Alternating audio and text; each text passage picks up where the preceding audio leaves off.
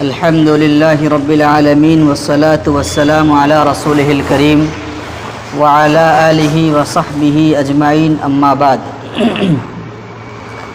قال اللہ تبارک وتعالی فی القرآن المجید اعوذ باللہ من الشیطان الرجیم بسم اللہ الرحمن الرحیم وقضى ربك ألا تعبدوا إلا إياه وبالوالدين إحسانا إما يبلغن عندك الكبر أحدهما أو كلاهما فلا تقل لهما أف ولا تنهرهما وقل لهما قولا كريما صدق اللہ العظیم۔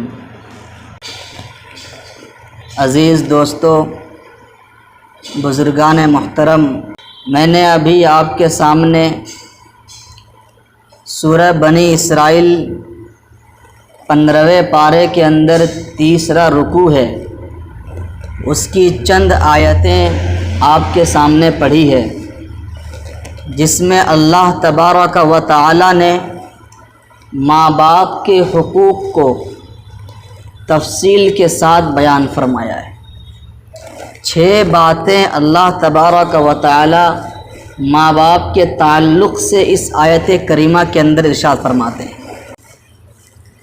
سب سے پہلے اللہ فرماتا ہے وَقَضَىٰ رَبُّكَ أَلَّا تَعْبُدُوا إِلَّا إِيَّاهُ، عبادت صرف اللہ کی ہوگی، اللہ کے سوا کسی کی عبادت نہیں ہوگی۔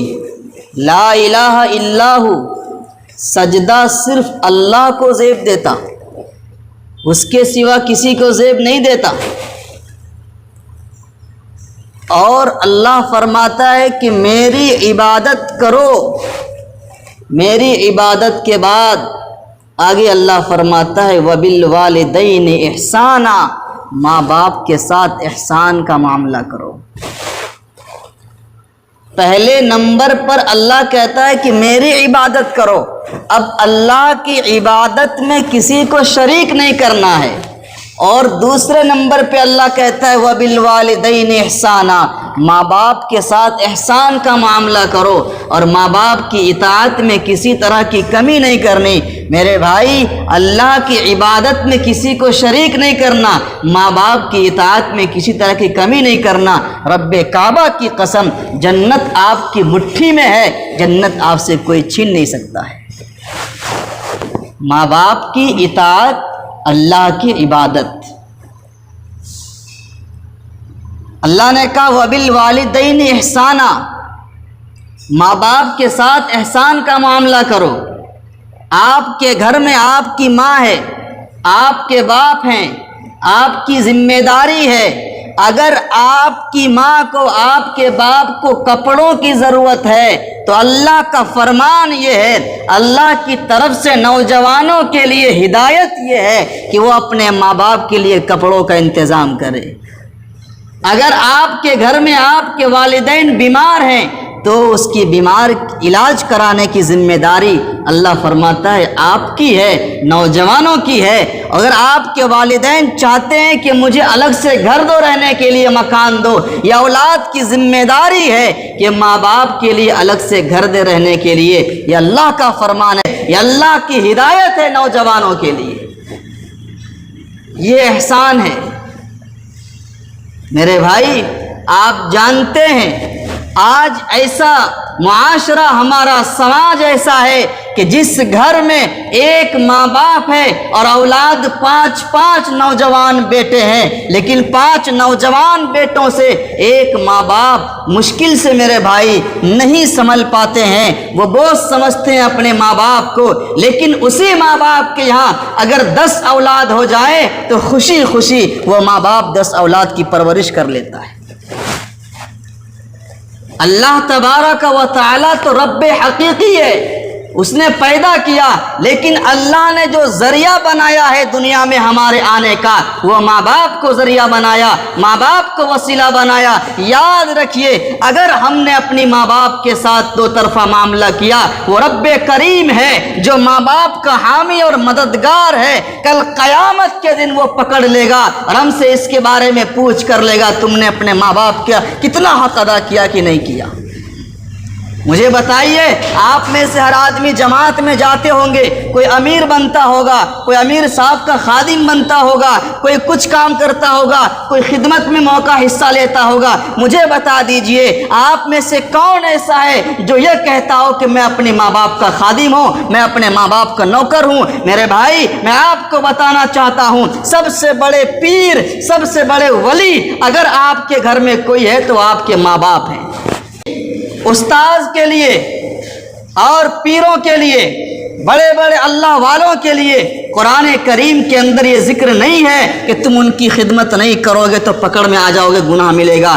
یاد رکھیے، اچھی بات ہے مولانا حضرات کی قدر کرتے ہیں، اچھی بات ہے بڑے بڑے اولیاء اللہ کی قدر کرتے ہیں، اچھی بات ہے آپ اپنے استاذ کو مانتے ہیں، بڑی خوشی کی بات ہے۔ لیکن اگر آپ استاذ کو مان رہے ہیں، پیر کو مان رہے ہیں، خدمت کر رہے ہیں، اور آپ کے گھر میں آپ کے والدین ناراض ہیں تو آپ کا کوئی فائدہ نہیں ہے، کیونکہ ماں باپ کی خدمت، ماں باپ کی اطاعت کو اللہ تبارک و تعالیٰ نے اپنے کتاب قرآن کریم کے اندر بیان کیا ہے۔ قرآن کریم سے ثابت ہے ماں باپ کی خدمت کرنا، ماں باپ کی اطاعت و فرمانبرداری کرنا۔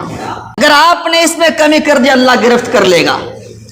تو پہلے نمبر پر ہے ماں باپ کے ساتھ احسان کا معاملہ کرنا، ماں باپ کے ساتھ رواداری کا معاملہ کرنا۔ میرے بھائی، آپ بتائیے، جس گھر میں 4 بیٹے ہونا تو یہ چاہیے تھا، ایک ماں ہے بوڑھی، ایک باپ ہے بیچارہ بوڑھا، وہ تک رہا ہے کہ ادھر سے کھانا آئے گا، ادھر سے کھانا آئے گا، آس لگائے ہوئے بیٹھی ہے ماں، لیکن میرے بھائی صحیح سے کھانا نہیں آ پاتا ہے، نہیں آ پاتا ہے۔ دو طرفہ معاملہ اولاد کرتی ہے۔ اپنی بیوی کو دیکھ لیجئے کتنا اچھا کھلائے گا، اپنی اولاد کو کتنا اچھا کھلائے گا، لیکن ماں باپ کے ساتھ یہ دو نگاہی کر رہا ہے۔ ایسا معاملہ ہو رہا ہے سماج کے اندر آج، بتاؤ دنیا کا کیا حال ہوگا؟ تو ماں باپ کے ساتھ احسان کا معاملہ کرنا ہے۔ ہونا یہ چاہیے تھا کہ 4-5 بیٹے تھے، جس طرح مورتیوں کو پوجا چڑھاتے ہیں، لڈو چڑھاتے ہیں، اس طرح ماں کے پاس تو کھانا آنا چاہیے، آئٹم الگ الگ طرح طرح کے سالن ہو، سبزی ہو، اس طرح ان کی تعظیم و توقیر ہونی چاہیے۔ ماں باپ کے ساتھ احسان کا معاملہ کرو، یہ پہلے نمبر پر اللہ کا حکم ہے۔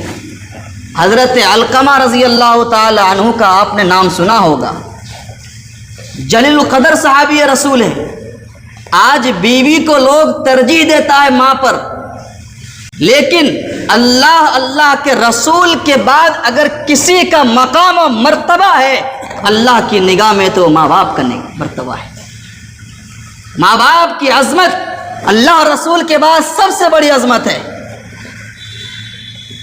اللہ کے نبی صلی اللہ علیہ وسلم ایک مرتبہ مدینۃ المنورہ کے قبرستان میں تمام صحابہ اکرام کو جمع کر کے مخاطب کر کے سخت لہجے میں فرما رہے ہیں۔ آپ نے فرمایا، اے انصار و مہاجرین، کان کھول کر کے سن لو، اگر تم نے اپنی بیوی کو ترجیح دیا، فوقیت دے دیا اپنی ماں پر، تو تم پر اللہ کی لعنت ہو، تم پر اللہ کی لعنت ہو، تمہارے فرائض اور نوافل قبول نہیں ہوں گے اللہ کے یہاں۔ میرا کے نبی نے ایک جنازے کے اندر تقریر فرما کے کہا میرے بھائی تمام صحابہ اکرام کو، کون سا واقعہ تھا وہ واقعہ یہی تھا، حضرت علقمہ رضی اللہ تعالی عنہ جو جلیل القدر صحابی رسول ہیں، بڑے مرتبے والے صحابی ہیں میرے محترم بزرگوں، ان کا آخری وقت ہے، بالکل آخری وقت ہے، زبان سے کلمہ طیبہ لا الہ الا اللہ جاری نہیں ہو رہا ہے، تمام صحابہ پریشان ہیں، تمام صحابہ اکرام بیٹھے ہیں، تلقین کر رہے ہیں کہ زبان سے نکل جائے لا الہ الا اللہ، نکلنے کو تیار نہیں ہے۔ اللہ کے نبی صلی اللہ علیہ وسلم کو خبر پہنچتی ہے علقمہ کی زبان سے کلمہ طیبہ جاری نہیں ہو رہا، چنانچہ اللہ کے نبی کہتے ہیں علقمہ کی ماں کو بلایا جائے۔ چنانچہ میرے محترم بزرگوں علقمہ کی ماں کو بلایا گیا، علقمہ کی ماں آئی اور کہنے لگی، اللہ کے نبی نے ان سے پوچھا کہ آپ علقمہ کو کیسا سمجھتے ہیں، کیسا ہے ان کا معاملہ؟ اللہ کے نبی صلی اللہ علیہ وسلم سے علقمہ رضی اللہ عنہ کی ماں کہتی ہے، اے اللہ کے نبی، میرا یہ بیٹا تو بہت نیک ہے، بہت نماز پڑھتا ہے، بہت خیرات کرتا ہے، زکوٰۃ دیتا ہے، روزے رکھتا ہے، ہر نیکیوں کا کام یہ کرتا ہے، لیکن اللہ کے نبی نے کہا میں یہ نہیں پوچھنا چاہتا، میں یہ پوچھنا چاہتا ہوں کہ آپ کا اور اس کا تعلق آپ کے ساتھ کیسا ہے، آپ کے ساتھ اس کا معاملہ کیسا ہے، یہ کیا کرتا میں یہ نہیں پوچھتا ہوں، معاملہ کیسا ہے۔ علقمہ کی ماں کہتی ہے، علقمہ کی ماں کہتی ہے میں ناراض ہوں اس سے۔ کیا کہتی ہے؟ میں اپنے بیٹے سے ناراض ہوں۔ اللہ کے نبی نے کہا اے امی جان آپ ناراض کیوں ہے؟ کہتی ہے اس کی ماں، علقمہ کی ماں کہتی ہے یہ میرا بیٹا اپنی بیوی کو ترجیح دیتا ہے میرے مقابلے میں، میرے مشورے کو نہیں مانتا، اپنی بیوی کے مشورے کو مانتا ہے، اس لیے میں اس سے ناراض ہوں۔ چنانچہ میرے بھائی اللہ کے نبی صلی اللہ علیہ وسلم نے حضرت بلال سے کہا اے بلال جاؤ لکڑیاں جمع کر کے لاؤ اور اس میں آگ لگاؤ، علقمہ کو اسی آگ میں ڈال دیا جائے گا، جلا دیا جائے گا۔ اس کی ماں سن رہی تھی، کہنے لگی اے اللہ کے نبی میرے سامنے آپ میرے بیٹے کو جلاؤ گے، میں کس طرح برداشت کروں گی؟ اللہ کے نبی صلی اللہ علیہ وسلم نے کہا اے امی جان یہ دنیا کی آگ ہے، آپ یہاں پریشان ہو رہے ہو، اللہ کا عذاب تو سخت عذاب ہے، وہ دائمی عذاب ہے، ہمیشہ رہنے کے لیے عذاب ہے، وہاں کیا ہوگا اگر آپ نے اس کو معاف نہیں کیا؟ یہ اللہ کے یہاں عذاب میں مبتلا ہو جائے گا، اس کے نماز اس کو کام نہیں آئیں گے، اس کے زکوٰۃ روزے اس کو کام نہیں آئیں گے۔ اگر آپ یہ چاہتے ہو اللہ اپنے آپ کے بیٹے کو معاف کر دے تو آپ اپنے بیٹے کو معاف کر دیجئے، ورنہ اللہ اس کو معاف نہیں کرے گا۔ میرے بھائیو وہی اس کی ماں کہتی ہے میں معاف کر دیتی ہوں اپنے بیٹے کو، میں اپنے بیٹے سے راضی ہو جاتی ہوں۔ چنانچہ جیسے وہ اپنے بیٹے کو معاف کرتی ہے، راضی ہوتی ہے، اسی وقت میرے بھائی حضرت علقمہ کی زبان سے لا الہ الا اللہ محمد رسول اللہ زبان سے نکل جاتا ہے۔ میں کہنا یہ چاہتا ہوں کہ ماں باپ کی رضامندی میں اللہ کی رضامندی ہے اور ماں باپ کی ناراضگی میں اللہ کی ناراضگی ہے۔ بہت خوش قسمت ہیں وہ لوگ جو اپنے ماں باپ کی خدمت کر کے سعادت حاصل کر رہے ہیں، بدبخت ہیں وہ لوگ جو اپنے ماں باپ کو پا رہے ہیں موجودہ زمانے میں اور ماں باپ پر توجہ نہیں دے رہے۔ علقمہ رضی اللہ تعالی عنہ کی زبان سے کلمہ جاری ہو گیا، اسی وقت اللہ کے نبی صلی اللہ علیہ وسلم نے علقمہ کے کفن دفن کی تیاری کی، جنازہ پڑھایا اور دفنانے کے لیے جب قبرستان گئے ہیں مدینہ المنورہ، اس قبرستان میں آپ نے تمام صحابہ اکرام کو جمع کر کے کہا اے صحابہ، انصار کی جماعت، اے مہاجروں کی جماعت سن لو، اگر تم نے اپنی بیوی کو ترجیح دیا اپنے ماں کے اوپر، یاد رکھنا تم پر اللہ کی لعنت ہوگی، تم پر اللہ کی لعنت ہوگی، تمہارے نماز، تمہارے فرائض، تمہارے نوافل قبول نہیں ہوں گے۔ اس لیے میرے بھائی آپ کتنی نیکیاں کر لیں، کتنے روزے رکھ لیں، زکوٰۃ دے دیں، حج کر لیں، میرے بھائی آپ کی نیکیوں کو اللہ قبول نہیں کرے گا، معلق کر دیا جائے گا جب تک آپ کے والدین آپ سے راضی نہیں ہوتے ہیں۔ جس دن آپ کے والدین آپ سے راضی ہو جائیں گے آپ کے نیکیوں کے اعمال ثواب اللہ آپ کو دے دے گا۔ اس لیے اگر چاہتے ہو کہ اللہ ہم سے راضی ہو جائے تو ماں باپ کے ساتھ اطاعت کرو، ماں باپ کے ساتھ حسن سلوک کا معاملہ کرو، ماں باپ کے ساتھ حسن سلوک کا صلہ آپ کو بتلاتا ہوں۔ اللہ کے نبی نے فرمایا، روایتوں کے اندر آتا ہے بنی اسرائیل کا زمانہ ہے، 3 لوگ ہیں، چلے ہیں راستے پہ، زمین پہ چل رہے ہیں، چلتے چلتے طوفان کی وجہ سے، بارش کی وجہ سے ایک غار کے اندر جا کر کے چھپ گئے ہیں، پناہ گزی ہو گئے تاکہ بارش سے بچ جائیں، طوفان سے بچ جائیں۔ چنانچہ میرے بھائی میں یہ بتانا چاہتا ہوں اگر آپ نے ماں باپ کے لیے کوئی بھی کام اللہ کو راضی کرنے کے لیے ماں باپ کی اطاعت کی ہوگی، آپ کی مشکلات کو حل کر دے گا۔ 3 آدمی بنی اسرائیل میں چلے ہیں، روایتوں کے اندر آتا ہے جا کر کے غار میں پناہ گزی ہو گئے، طوفان اور بارش کی وجہ سے ایک بڑا سا پتھر لڑک کر کے آیا اور غار کے منہ کو بند کر دیا۔ تینوں گویا کہ زندہ ہی اس غار کے اندر دفن ہو گئے، لیکن میرے بھائی وہاں سے نکلنا بھی ہے۔ تینوں نے اپنی زندگی کے اس عمل کا واسطہ دیا جو صرف اللہ کو راضی کرنے کے لیے انہوں نے کیا تھا۔